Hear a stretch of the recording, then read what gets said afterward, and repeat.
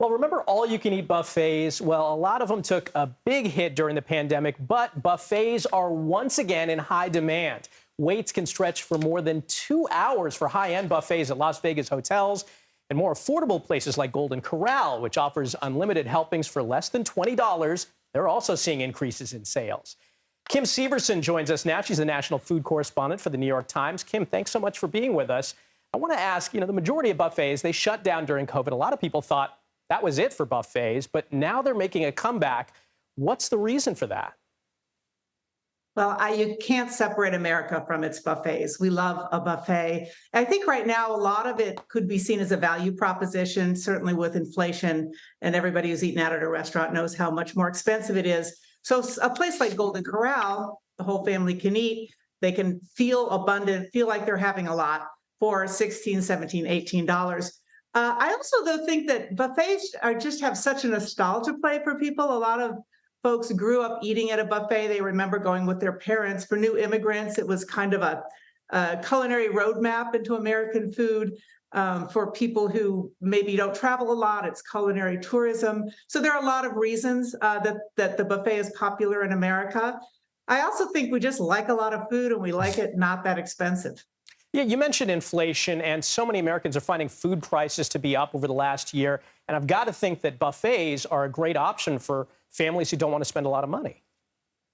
Well, buffets work on both ends now. I think the middle of the road buffets that we used to see, Las Vegas and other places, are gone. At the low end, certainly, I talked to a lot of families who found the buffet to be a great way to feel like you were going out for a birthday or after a sports event or something where everybody from the grandparents to the little kids can get what they want for not much money. On the other hand, though, I was also in Las Vegas eating at a lot of buffets, and people would happily pay $80 and wait in line to eat the big fancy buffet, say at Little Caesars. So I think you see buffets at both ends coming back. I think it's that middle of the road buffet that may be gone from the pandemic. Now, who are the customers that are showing up at the buffets? Is it older people, younger people, rich, poor? Well, that's the one beautiful thing about the buffet. It's, people who don't have a lot of money can feel rich just for, a few hours. You could see all that abundance. I think one thing that surprised me was at a buffet at the Cosmopolitan in Las Vegas, a lot of younger people who wanted much more of a culinary diversity in what they eat, Korean fried chicken wings or maybe black garlic ramen, things that you wouldn't traditionally see on a buffet. So I think among younger people looking for more of that adventurous culinary experience, you're seeing a lot more of those at a buffet than I might have thought.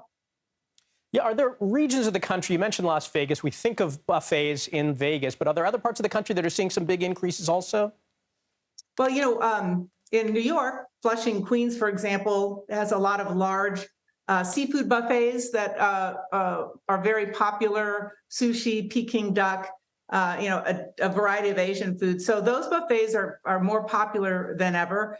I think the idea of unlimited seafood is always appealing to people. So you certainly have that happening in New York. And in the South, I'm based in Atlanta, and we have a tradition of Southern buffets here that came out of the old meat and three style of dining. So the Southern buffet, a lot of fried chicken, pulled pork, biscuits, traditional Southern foods is very popular, particularly in smaller cities in the South. Yeah, getting hungry just talking about it. Well, Kim Severson, thank you so much. You're welcome.